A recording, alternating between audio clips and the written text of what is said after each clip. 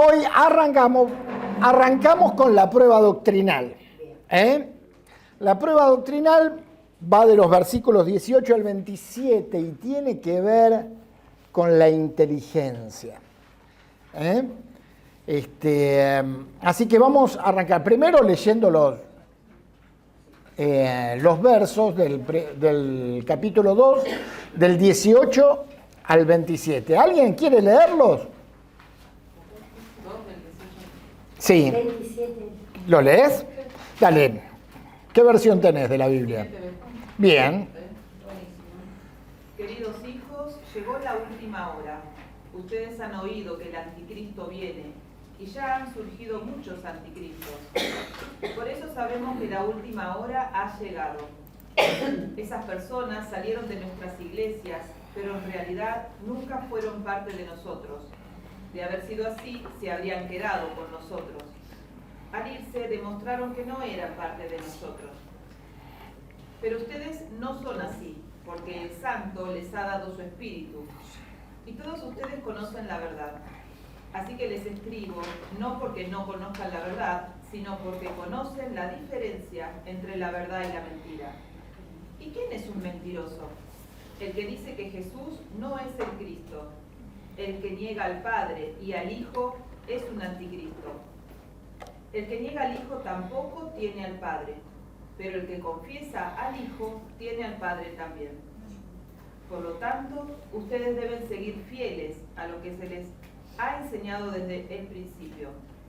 Si lo hacen, permanecerán en comunión con el Hijo y con el Padre. Y en esta comunión disfrutamos de la vida eterna que Él nos prometió. Les escribo estas cosas para advertirles acerca de los que quieren apartarlos del camino. Ustedes han recibido al Espíritu Santo y Él vive dentro de cada uno de ustedes.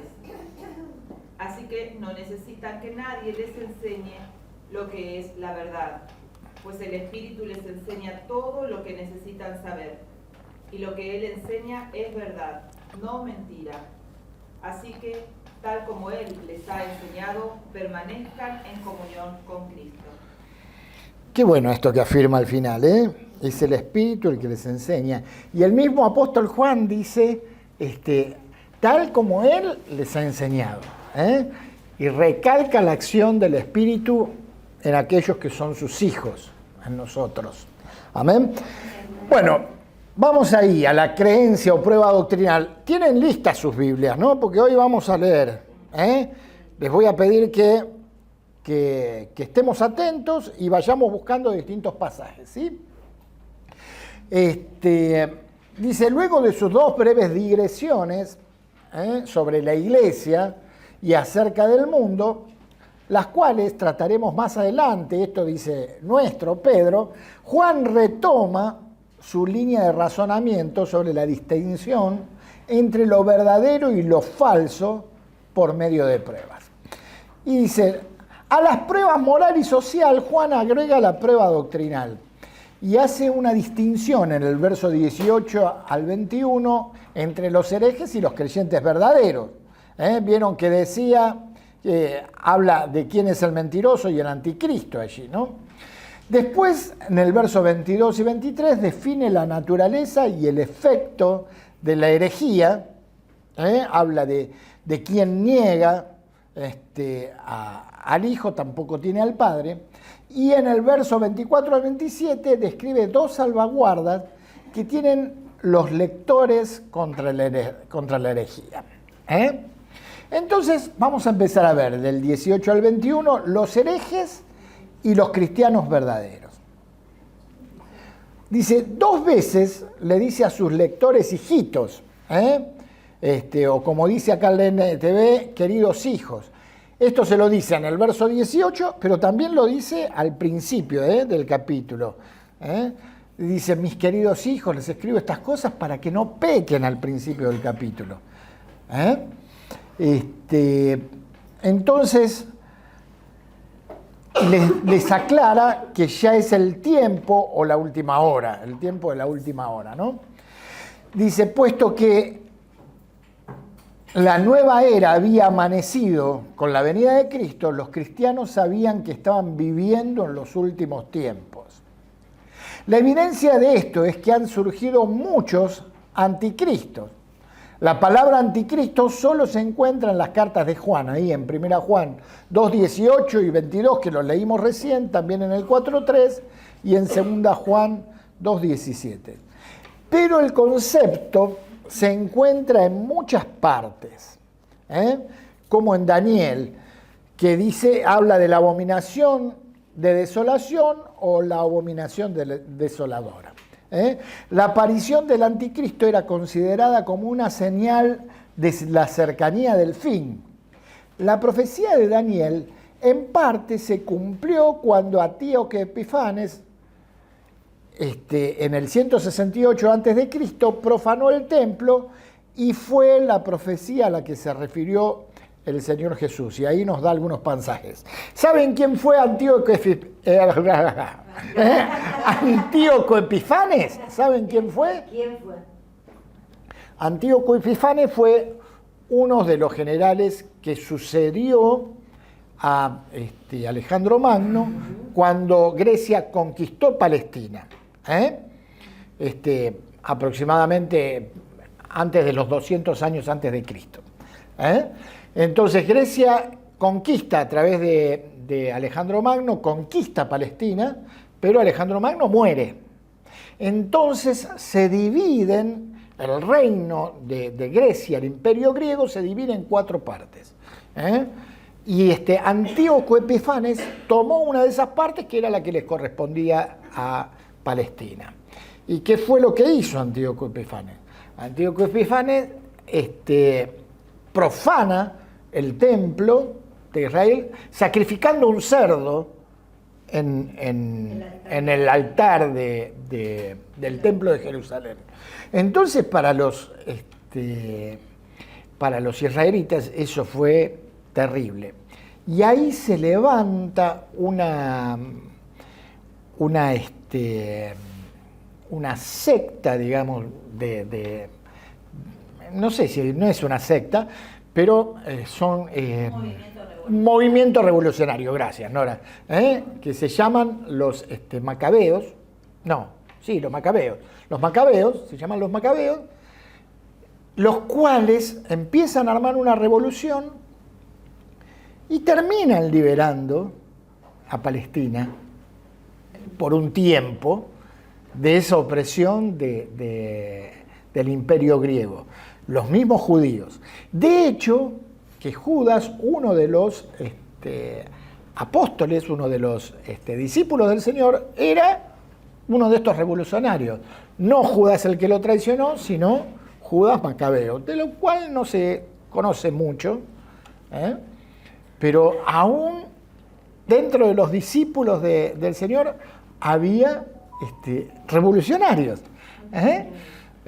Tomó de todo el Señor, por eso nos eligió a todos nosotros. Y entonces vamos a mirar un poquito ahí. Alguien que busque Daniel 11,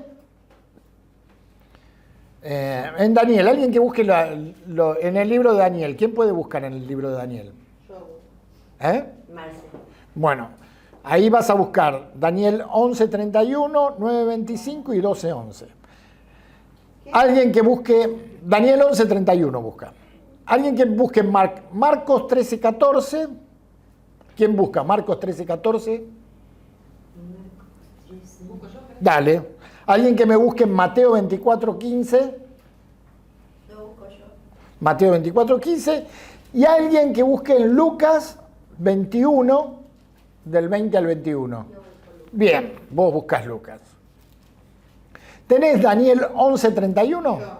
El ejército se apoderará de la fortaleza del templo, contaminará el santuario, pondrá fin a los sacrificios diarios y colocará el objeto sacrílego que causa profanación. Ahí está. Eso se refiere a la profecía que hizo Daniel sobre lo que iba a pasar con Antíoco Epifanes en el 168, antes de Cristo. Dice que ahí era una representación, era un anticristo, ¿no? Dice Juan. Esta es una representación del anticristo, lo que pasó en aquella época, ¿verdad? Fíjate que dice Daniel 9:25. Hay 3 pasajes de Daniel. Espera, 25. Ya te digo. Ahora escucha y entiende. Pasarán 7 conjuntos de 7 más 70, más 72 conjuntos de 7, desde el momento en que se dé la orden de reconstruir Jerusalén hasta que venga un gobernante. El ungido, Jerusalén será reconstruida con calles y fuertes defensas, a pesar de los tiempos peligrosos. Bien. Y dice también en Daniel 12:11, esto lo leo yo, dice, desde el momento en que se detengan los sacrificios diarios y coloquen el objeto sacrílego que causa profanación para ser adorado, habrá 1290 días. Estas profecías de Daniel no se refieren, por ejemplo, al tiempo de Antíoco Epifanes, sino al tiempo del fin, a la profanación al final de los tiempos. Ustedes saben que Israel no cree todavía, en su gran mayoría, en que el Mesías haya venido.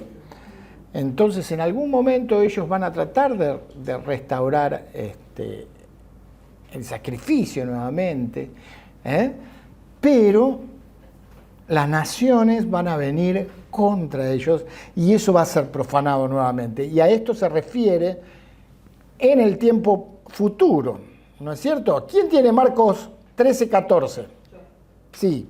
Llegará el día cuando verán el objeto sacrílego que causa profanación, de pie en un lugar donde él no debe estar. Lector, presta atención. Entonces los que estén en Judea huyan a las colinas. Bien. Y Mateo 24:15, ¿quién lo tiene? Cuando vean en el lugar santo la abominación desoladora, en otra versión dice, cuando vean, el profeta Daniel escribió acerca del horrible sacrilegio, y cuando ustedes lo vean en ese lugar santo, el que lee entienda, entonces los que están en Judea huyan a los montes, ¿no? Hablan de esto, de la abominación desoladora de que habló el profeta Daniel. Claro. Y es la voz de alarma para escapar. Bueno, este pasaje se refiere a la gran tribulación. Ustedes saben que antes de la venida del Señor, dice la palabra que vamos a vivir, o que va a vivir el mundo, una gran tribulación. Algunos creen que la iglesia no va a pasar por esa gran tribulación, otros creen que va a pasar medianamente, o sea, hasta un tiempo, ¿no? Que ya lo estamos pasando. O que ya lo estamos pasando.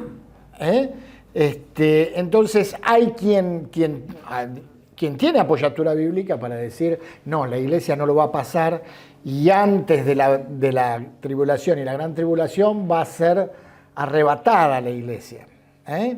Y otros dicen que no, que vamos a estar pasando hasta que el Señor veamos la segunda venida del Señor, ¿no es cierto? Y por último, el pasaje de Lucas. La abominación desoladora tiene que ver con la marca de la bestia, todo eso. De que no Eso, nos si vamos vos a sos escapar. dispensacionalista, si crees que va a pasar esto y esto y esto en el Apocalipsis, Sí. podés decir lo que sí. Pero si vos decís, ya estamos en las finales de los tiempos, Juan ya dice, ya estamos en el último tiempo.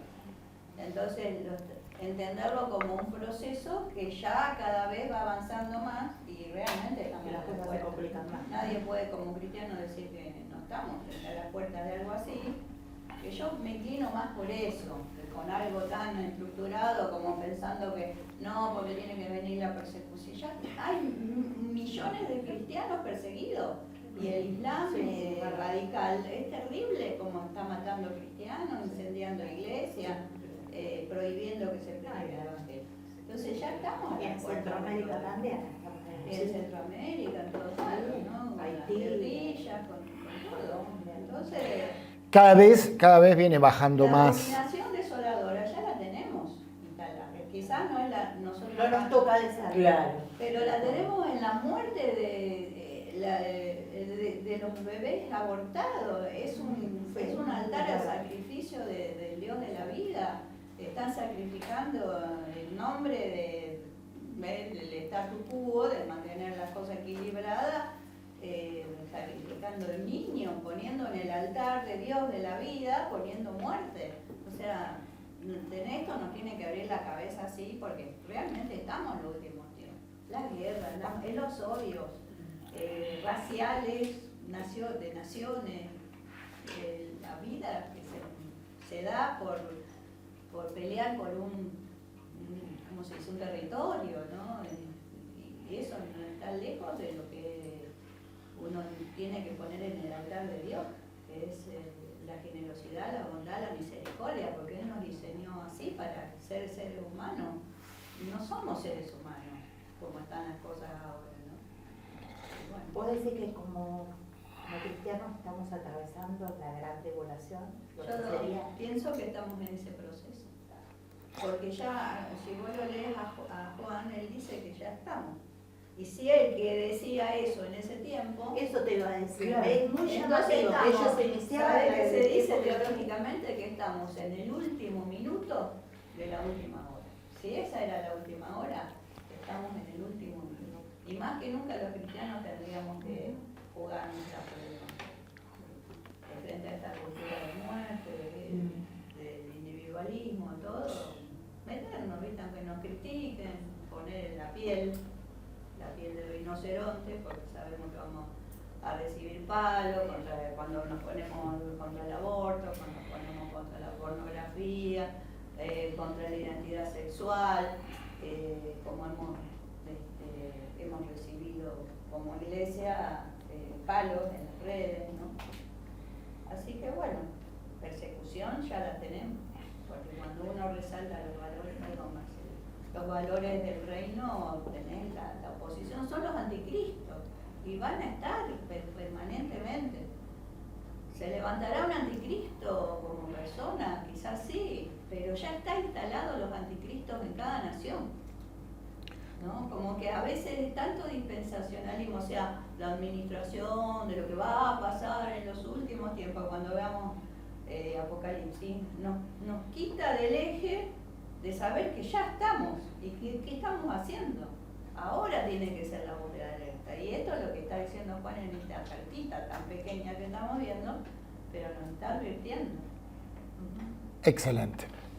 Es que me quedé con una duda por el tema del término Palestina, porque vos hablaste que conquistó Palestina, pero en ese momento Palestina no era un concepto, fue como después de Cristo el término Palestina. No, yo digo lo que digo al decir Palestina, estoy refiriéndome a la zona.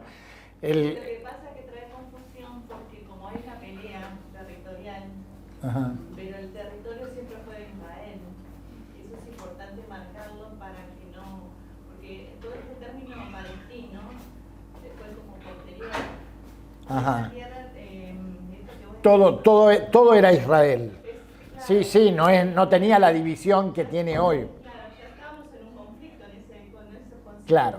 Tenés que pensar que el término Palestina en realidad es anterior siempre, o sea, lo que era la Palestina era el terreno de Israel. Mejor decirlo así para no crear, porque ¿qué pasa? Como hoy día, viste, las universidades están todos pro y no saben Claro. lo que están diciendo. Claro. Pero es importante estar. Era Israel, tal cual. Y esto Toda la Palestina es claro, tierra de Israel. Vino a poner un dios Zeus, que era de la griega, Sí, el dios eso. los griegos. Entonces, eso era una abominación. Y Claro. matar un cerdo dentro del templo.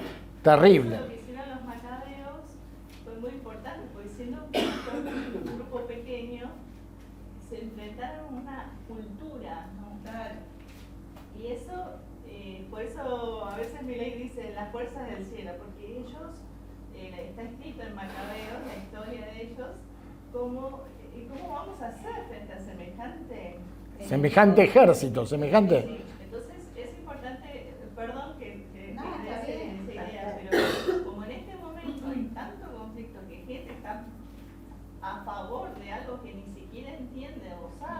Ujú. Entonces es importante que como cristianos podamos entender que la tierra fue prometida por parte del Señor y esa era la tierra que ellos peleaban por su cultura, por su esencia, porque en definitiva ir contra la cultura es ir contra tu esencia, ¿verdad? Tal cual. Y lo que estamos en peleas es a nivel cultural, por eso es una batalla muy fuerte. Bueno, ahora vamos a verlo. Y lo que decía Ana ahorita es lo que el anticristo está en el sistema del anticristo, ya está con todo esto de la Agenda 2030 y todo, tal vez no está manifestada la persona, o tal vez ya nació, pero no sabemos cuándo va a ser los tiempos, pero el tema es que el sistema sí. Claro. Entonces eso es una lucha que nosotros... Vamos a seguir. Perdón, Vamos a seguir. Otra de las cosas que hizo Antíoco Epífanes es que ordenó que los libros sagrados fueran rociados con caldo hecho de esa carne de cerdo. O sea, contra la misma palabra, la esencia de lo que era la palabra, la esencia de la creencia del pueblo de Dios, de toda la vida, ¿no? Y en este caso los hijos de Israel. Así que instaló en esos lugares tan sagrados. Ustedes piensen, hablando un poco de lo que es Israel hoy, cómo ellos valoran ese pedacito de templo que le queda, a tal punto que a nivel mundial siempre se ven esas imágenes de ellos rezando y es una convocatoria a todo el mundo que vayan y recen en ese lugar por la paz de Israel. Se imaginan lo que es para ellos esta abominación. Pero tomemos esa idea y pensemos si nosotros tenemos la misma sensación de que están machacando el nombre de nuestro Cristo, lo están ensuciando, están haciendo que los libros sagrados nuestros valores, sean rociados con el caldo de la inmundicia de lo que es la cultura moderna, ¿no? Esta cultura que decía Gaby, que está instalada y que es contra Cristo. Y nos van a... Esto puede llegar a que venga esa persecución, no digo que no, pero ya está instalado y hay odio. Si ustedes leen todo lo que se pone en las redes, después que se graba como iglesia un video, las barbaridades que ponen, el odio que hay, es el espíritu del anticristo que rechaza la verdad, rechaza la ética cristiana, rechaza los valores. Entonces te hemos advertido, y perdón que te robamos tiempo, pero es importante esto, ¿no? Y de hecho ahora que, por ejemplo, España declaró que Palestina tenga su estado, es una lucha, es una declaración tremenda para lo que es Israel. Tal cual. Porque están tratando de sobrevivir en un... Entonces nosotros debemos entender esto para que no nos alineemos, porque los universitarios no saben y se alinean, ay, sí, son terroristas. Al final, ¿quién es terrorista? O sea, entonces, si nosotros estamos parados desde aquí, debes entender por qué estamos, ¿verdad? Todo Palestina es la tierra de Israel. Lo que vemos hoy en Gaza eran los filisteos de aquel tiempo. La ciudad sigue siendo la misma. La ciudad de los filisteos que estaban constantemente contra Israel. Y hoy es exactamente lo mismo. Y tratan de imponerse en una tierra que Dios les dio. Más allá de eso, volviendo aquí a nuestro tema, dice, pero en 2 Tesalonicenses 2, del 1 al 12, el apóstol Pablo escribió que el fin sería precedido por una nueva aparición del mar sacrílego. Pero ya en ese momento estaba en acción el ministerio de iniquidad. Fíjense en 2 Tesalonicenses 2:7, yo les leo. Pues esa anarquía ya está en marcha en forma secreta y permanecerá secreta hasta que el que la detiene se quite de en medio. En eso está queriendo decir hasta que el Espíritu Santo, que es quien retiene el Espíritu Santo a través de la iglesia, es quien retiene ese accionar del enemigo en contra de Dios, ¿no? Dice, a través de la historia, la iglesia ha aprendido a identificar al anticristo de acuerdo con los personajes con los cuales tuvo que enfrentarse. Nerón, el papado, Hitler. Pero Juan, escuchen esto bien, no lo identifica tanto con una persona como con un principio, como un poder de falsedad, un principio hostil y actualmente opuesto a Dios. Esto es lo que recién nos recalcaba Nora. Es algo que está instalado ya, el anticristo. Es un principio de destruir las bases. El enemigo siempre va a querer venir a destruir nuestras bases para tratar de desestabilizarnos. Por eso nosotros tenemos que conocer la palabra y afirmarnos en la base de lo que Cristo hizo por nosotros y saber de todas estas cosas. A veces para batallar, otras veces para resistir, para estar bien parados en la fe, para que el enemigo no nos pueda engañar. Porque, después lo vamos a ver también, lo vemos un poquito, dice la palabra que va a tratar de engañar aún a los escogidos. Y entonces tenemos que estar bien parados en la fe.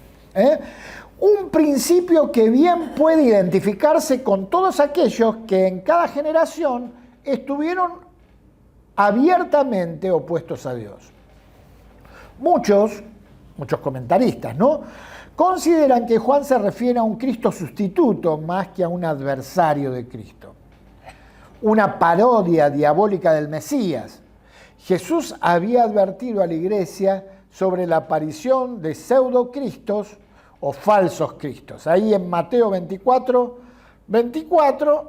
y Marcos 13:12. ¿Quién lo tiene, Mateo 24?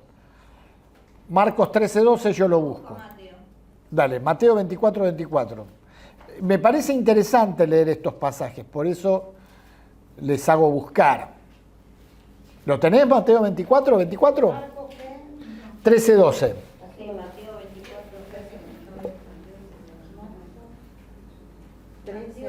Mateo 24 dice: porque se levantarán falsos cristos y falsos profetas y harán grandes señales y prodigios de tal manera que engañarán, si fuere posible, aún a los escogidos. Bien, fíjense lo que dice Marcos 13:12. Un hermano traicionará a muerte a su hermano. Un padre traicionará a su propio hijo y los hijos se rebelarán contra padres y harán que los maten. Pero perdón, Marcia, aquí dice 13:22. 13:12, leí mal, perdón. Claro, Tenés razón. ¿Querés leerlo? Sí, porque se levantarán falsos cristos y falsos profetas. No Y era. harán señales y prodigios a fin de extraviar, de ser posible, a los escogidos. Bien. A fin de engañar, de ser posible, aún a los escogidos de Dios. Dice la NTV. Me confundí, leí el versículo 12, el que hablaba de los padres, de los hermanos. Bueno, eso también son señales del tiempo del fin a los cuales tenemos que estar preparados. Tenemos que estar preparados. A veces con nuestra propia familia predicamos a Cristo y nuestra propia familia se pone... Y después de lo que contó Fito, una cultura terrible. El Islam es así. Claro, La tal cual. Te vas de dejar la religión y te vas al cristianismo, hasta van matados. Muchos. Algunos se han salvado, como el que contó Fito, ¿no? Pero muchos no. Está en la voluntad de Dios eso. Bueno, seguimos. Dice, no obstante, los primeros comentaristas entendieron que Juan se refería a este pasaje como un adversario de Cristo, identificados con las falsas enseñanzas de maestros humanos. Aquí se reconoce la enseñanza del anticristo como fundamentalmente contra Cristo y como una negación.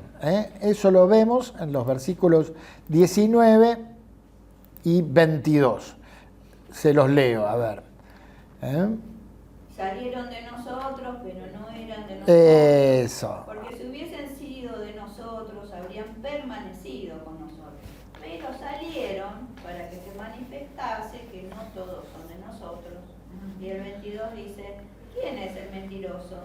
Sino el que niega que Jesús es el Cristo. Este es anticristo, el que niega al Padre y al Hijo. El que niega. Lo que Juan quiere decir es que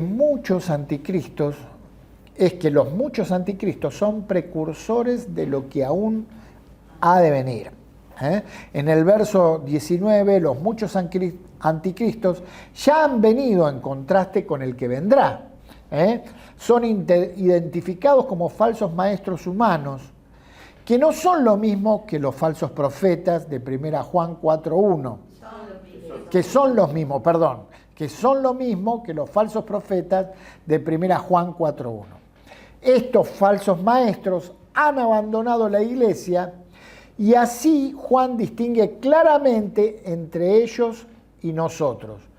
Con su retiro de la iglesia pusieron en evidencia su verdadero carácter. No eran de nosotros, porque si hubieran sido de nosotros, hubieran permanecido. ¿Hasta aquí se entiende todo bien? Sí. Bien. Dice, este versículo arroja luz sobre dos importantes doctrinas. La perseverancia de los santos. ¿Qué quiere decir perseverancia? Permanecer. ¿Qué más? Persistir. Estar firme. Ser fiel a algo que creo que es la verdad, ¿no es cierto? Algo que es un principio de mi vida. Entonces acá tenemos la perseverancia de los santos. Dice, el que persevere hasta el fin será salvo. Marcos 13:13 y Mateo 24:13. Quiero leerlos, por lo menos el de Mateo. Se los leo yo. Mateo 24:13 dice, pero el que se mantenga firme hasta el fin será salvo, dice la NTV. No porque la salvación sea una recompensa de la perseverancia, sino porque es una señal de los salvados. La perseverancia futura y final es la última prueba de la participación pasada en Cristo. A ver, ¿qué entienden aquí? Acá dice, el que persevere hasta el fin será salvo. ¿Qué quiere decir? Que si yo en los últimos días de mi vida justo dejé de venir a la iglesia y me muero, ¿no voy a ir al cielo? ¿No voy a ir con el Señor? No significa. Nosotros sabemos que eso no es así. Sabemos que la salvación no se pierde. Pero dice la palabra, porque tenemos que perseverar en nuestra fe siempre. Por eso el Señor Jesús afirma esto, afirma nuestra fe en la perseverancia. ¿Sí? Y dice, la segunda doctrina es la naturaleza de la iglesia. Este versículo igualmente hace posible cierta distinción entre la iglesia visible y la invisible. ¿Qué es la iglesia visible y qué es la invisible? ¿Qué se entiende como iglesia? ¿Qué entienden como iglesia visible y como iglesia invisible? Nosotros somos visibles. ¿Por qué somos visibles? Porque nos ven. Bien. ¿Y cuál es la iglesia invisible entonces? No, la iglesia de todo el mundo, de todos los salvos de todo el mundo. A ver, tiene que ver con eso. La iglesia invisible también es lo que dice Nora. Es la iglesia de aquellos que son salvados y que viven conforme a Cristo, aunque no los vean. Puede haber iglesia oculta que se esconde porque la persiguen y aún así siguen a Cristo. Pero nosotros también somos la iglesia invisible, aquellos que seguimos a Cristo en el corazón. aquellos que seguimos a Cristo en nuestra casa, en nuestra vida, en nuestro andar diario. Esa es la iglesia invisible. Aquellos que amamos al Señor, Nosotros formamos somos parte iglesia. de esa iglesia, Somos iglesia. tal cual. Es aquel que cree verdaderamente en su ser interior. ¿Están aquellos que son perseguidos y que se tienen que ocultar? Sí, esa es la iglesia subterránea, pero son la iglesia invisible. Pero la iglesia invisible está en nosotros, aquellos que son verdaderos hijos de Dios. Porque en la iglesia visible puede haber quien no sea hijo de Dios. Puede venir cualquiera. Y no porque esté en la iglesia significa que va a ser un hijo de Dios. Antes el apóstol Juan decía, estaban con nosotros, pero salieron de nosotros porque no eran de nosotros, ¿no es cierto? Entonces sería el cuerpo de Cristo. Tal cual, tal cual. El cuerpo de Cristo. Tiene una función dentro de este cuerpo y así eres capaz. Tal cual, el cuerpo de Cristo. Muy bien. Dice, a ver, 2 Timoteo 2:19. Dice, solo el Señor conoce a los que son suyos. Es la iglesia invisible. Algunos están con nosotros, pero no son de nosotros. Comparten la compañía terrenal, pero no nuestro nacimiento espiritual. Solo el día de la separación final serán separadas completamente el trigo y la cizaña.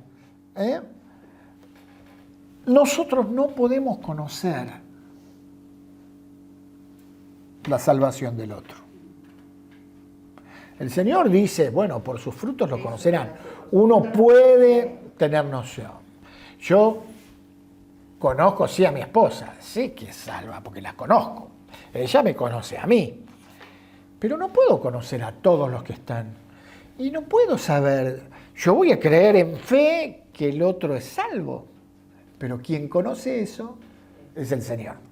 Por eso dice en Tesalonicenses, en Timoteo, el Señor conoce a los suyos. Pero llegado el tiempo, dice que va a separar el Señor. Claro, qué bárbaro, ¿no? Me hago cada pregunta yo sobre Judas, pero no quiero hablar de eso, porque si no, nos vamos a ir a otro lado. Dice, Juan no solo se refiere al hecho de su relación, su separación de la iglesia, sino que discierne en ella un propósito.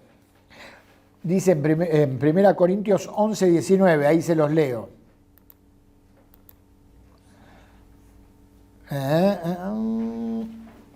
Dice, pero por supuesto que tiene que haber divisiones entre ustedes para que los que tienen aprobación de Dios sean reconocidos.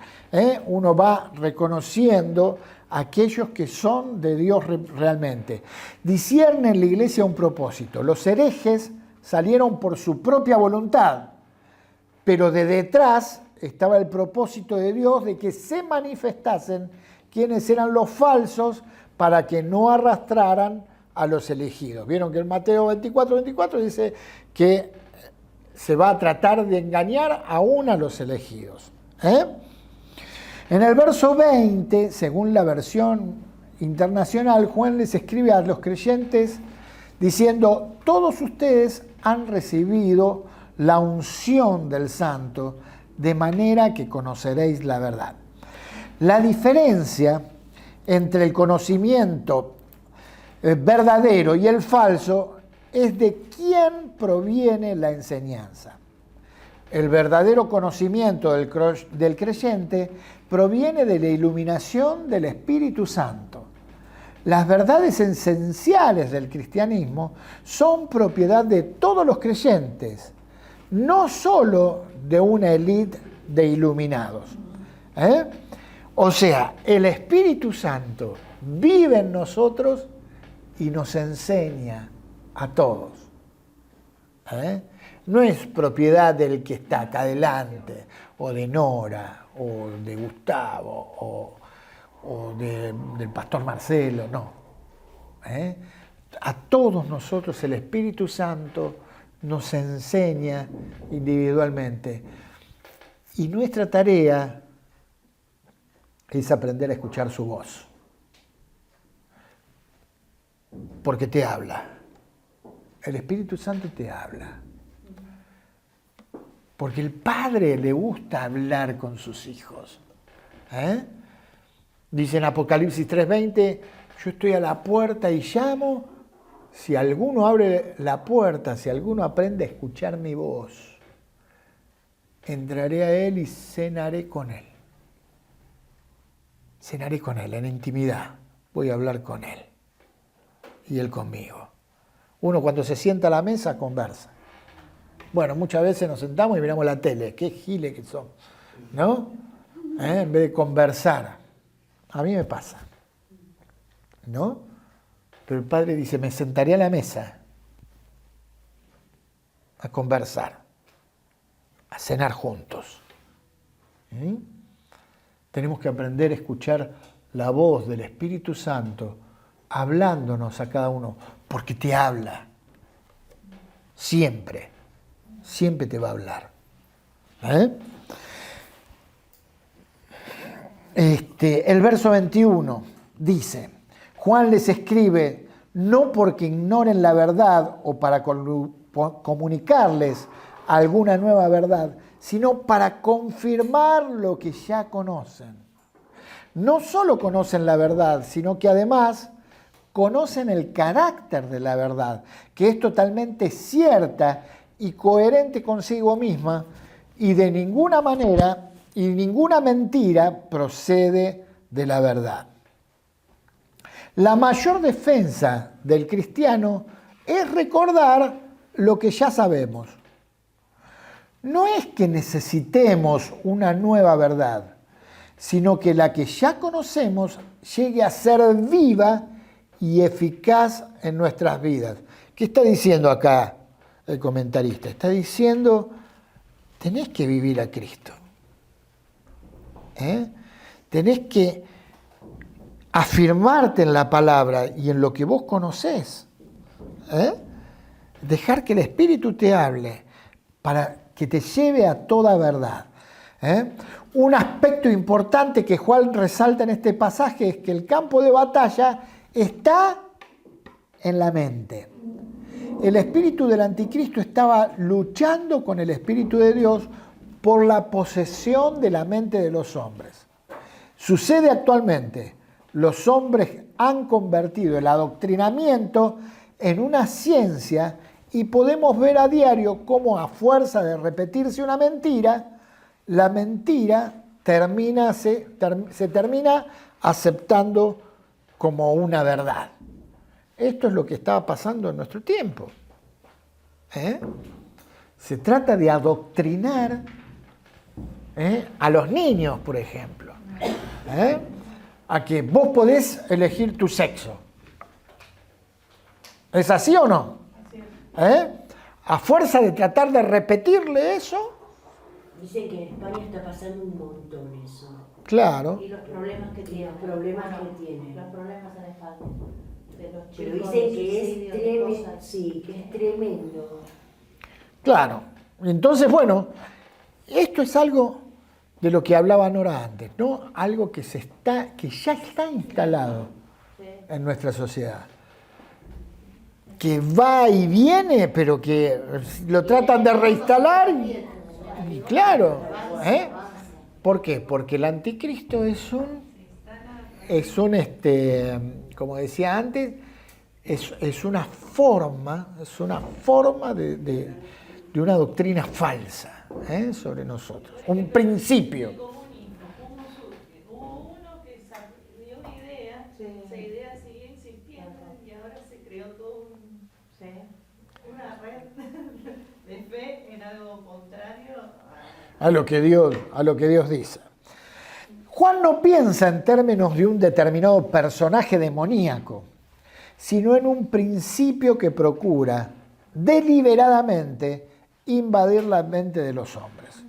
Obviamente, detrás de todo esto está Satanás. No hay nada más eficaz para el mal que una idea maligna sembrada en la mente de muchos. Qué importante que es guardar nuestros pensamientos. Especialmente en la mente de los niños. Tal cual, tal cual. Mi papá dijo, mi mamá me dijo, y Claro. ahora las madres dicen, en lo que mi madre me crió, así voy a seguir yo.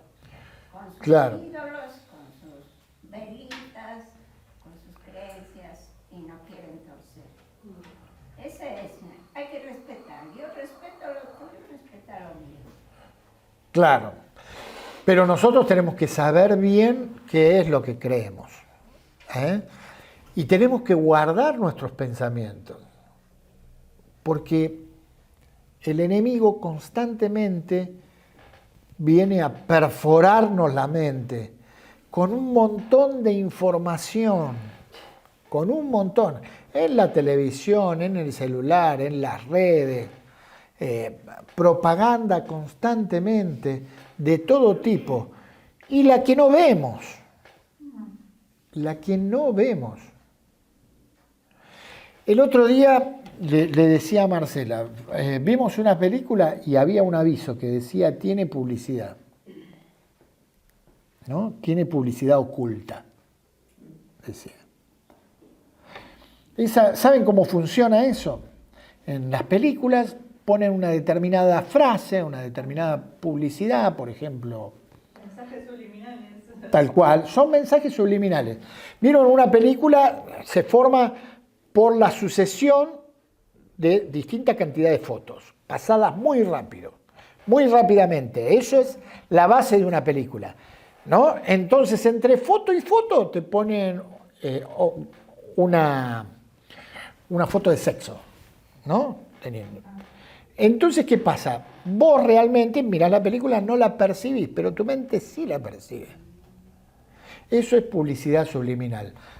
Muchas veces tienen, sobre todo las películas de Disney, tienen este tipo de mensaje. Y con ideología de género. Con ideología de género, con perversión, con montones de cosas, mensajes subliminales. Nosotros lo vemos, no nos damos cuenta. Pero ¿a quién están dirigidas las películas de Disney? A los niños, mayormente a los niños. Cada vez son más violentas. Disney no es solo Disney, son las películas de Star Wars, son las películas de Marvel. Mamá. Están dirigidas a los niños. Y te dice que tienen publicidad oculta. Ya hasta te lo dice, porque lo tienen que decir, porque... También. ¿Cómo se llama? Magia, Sí, un banda, eventos, un bandista. Tal cual. Hay muchas cosas del ocultismo. Muchísimo. Ahora, eso es lo que se ve en la película, pero aparte de eso tiene lo que está oculto. Y nosotros lo consumimos, no nos damos cuenta. Por eso tenemos que guardar nuestros pensamientos en Cristo Jesús. Porque el enemigo, como dice acá, viene a batallar por tu mente. Estamos como los días de Noé, la verdad, porque hoy día te conducen mujeres que son hombres, esos periodistas que son mujeres, hombres, pelo de mujer y barba muy puramente. Y la voz. Es horrible. No, y en el periodismo la ideología de género está al total. Si vos mirás el programa de Barassi, no hay uno que no sea al revés en su sexo. De 8 que vienen, no sé cuántos son, 8 o 10 que van, no menos de 6 son o lesbianas, o son gay, o ¿no? Pero es terrible. Bueno, y nos quedan 5 minutos, 7 minutos. Dice, segundo punto, la naturaleza de la herejía, dice los versos 22 y 23. Dale, léelos, por favor. Dice, ¿quién es el mentiroso sino el que niega que Jesús es el Cristo? Este es el anticristo, el que niega al Padre y al Hijo. Todo aquel que niega al Hijo tampoco tiene al Padre. El que confiesa al Hijo tiene también al Padre.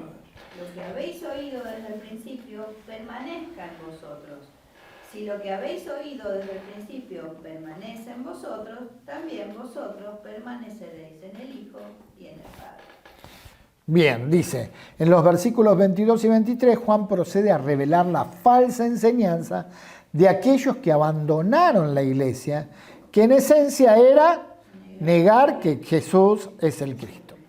El estudio de las cartas de Juan muestra que con esta frase no solo se refiere a negar a que Jesús fuera el Mesías prometido en el Antiguo Testamento, sino que al referirse en estos versículos al Hijo, surge de la relación de ambos conceptos el error teológico que está combatiendo.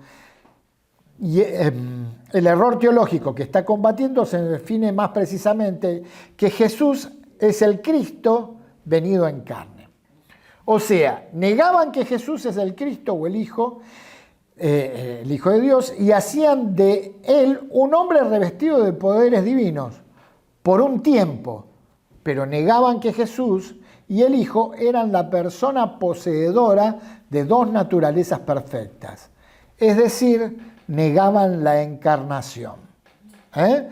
O sea, negaban que Cristo se haya hecho en carne. ¿Se acuerdan que una de las principales doctrinas contra las que Juan estaba peleando era la del gnosticismo? Que era pensar que Jesús, una de sus corrientes era que Jesús en sí no había sufrido, se había apartado, que el Espíritu de Dios se había apartado de Cristo en el momento de sufrir, porque no podía él sufrir lo que sufrió, ¿no es cierto? Observemos que Juan afirma que el que así piensa es el mentiroso, no un mentiroso cualquiera, sino el mentiroso por excelencia.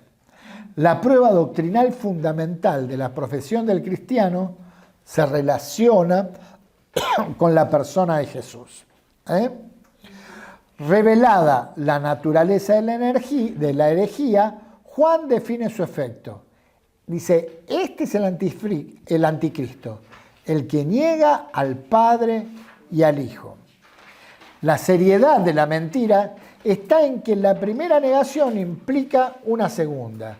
Niega al Padre y niega al Hijo. Juan expresa la verdad en términos absolutos e inequívocos. Primero, negativamente, todo aquel que niega al Hijo tampoco tiene al Padre. Y positivamente dice, el que confiesa al Hijo tiene también al Padre. Juan tiene en mente algo más que una negación o creencia privada. Al igual que Jesús, cuando utiliza estas expresiones, implican una confesión o una negación pública. Ahí en Mateo dice el Señor Jesús, todo aquel que me niegue ante los hombres, yo le negaré ante el Padre. No podemos tener comunión con el Padre si no confesamos al Hijo. Dice, solo el Hijo puede revelar al Padre. ¿Qué dice en Juan? Nadie viene al Padre sino a través de mí. Claro, nadie viene al Padre sino a través de mí. Y le dice al hermano, a Felipe le dice, Felipe, ¿cómo me preguntás por el Padre? Tanto tiempo estuviste conmigo y me preguntás por el Padre. No podemos tener comunión con el Padre si no confesamos al Hijo. Solo el Hijo puede revelar al Padre. Solo el Hijo puede presentar y reconciliar a los hombres con el Padre. En 1 Juan 1:2 dice, 1:1 y 2 dice, mis queridos hijos, les escribo estas cosas para que no pequen, pero si alguno peca, tenemos un abogado que defiende nuestro caso ante el Padre. Es Jesucristo. Él es verdaderamente justo. Él mismo es el sacrificio que pagó por nuestros pecados, y no solo por los nuestros, sino por los de todo el mundo. ¿Qué hora es? 10:12. bueno, hay una salvaguarda contra la herejía y les diría que eso lo va a tomar Nora la próxima clase y aquí terminamos. ¿Les pareció interesante? ¿Eh? Creo que hay muchas cosas en las que podemos hablar sobre esto, ¿no? Pero sí tenemos que quedarnos con esto. Afirmarnos plenamente en la palabra. Esto que estamos haciendo de conocer, de aprender, de buscar del Señor, esto es afirmar nuestra fe, para que el enemigo no tenga lugar para engañarnos. Y tenemos que saber que tenemos que cuidar nuestra mente, nuestros pensamientos, y volcar nuestros pensamientos a los pies de Cristo, como dice el apóstol, para ser guardados, porque el campo de batalla sobre nuestras vidas está en nuestras mentes. ¿Oramos? Señor, te damos gracias por enseñarnos. Te damos gracias porque podemos compartir juntos la palabra y aprender todos juntos de todo lo que vos preparaste para nosotros y afirmarnos, Señor, en la fe contra las acechanzas que el enemigo viene a poner sobre nuestras vidas. Señor, guarda nuestras mentes, guarda nuestros pensamientos. Señor, que podamos aprender día a día a escuchar más claramente tu voz cuando nos hablas. Y podamos seguirte de esta manera y servirte para que muchos otros también te conozcan en el lugar donde nos movamos. Te amamos, Señor, bendecimos tu nombre y te damos gracias en nombre de Cristo Jesús. Amén.